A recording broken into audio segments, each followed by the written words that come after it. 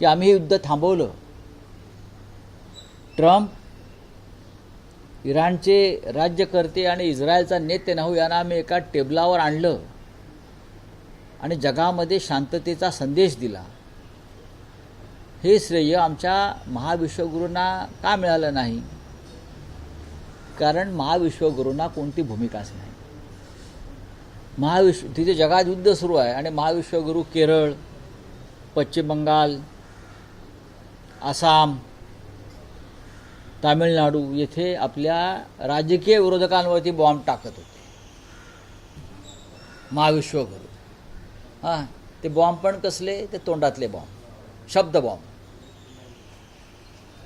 आणि यांची हत्यारं काय महाविश्वगुरूची? निवडणूक आयोग, सर्वोच्च न्यायालय, देशाचे उपराष्ट्रपती यांच्या माध्यमातून लोकशाहीचा विध्वंस करण्याचं काम या देशामध्ये आमचे महाविश्वगुरू करत होते.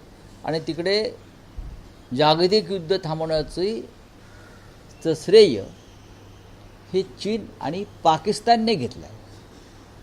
शांती बैठक इस्लामाबादला होणार आहे, लक्षात घ्या.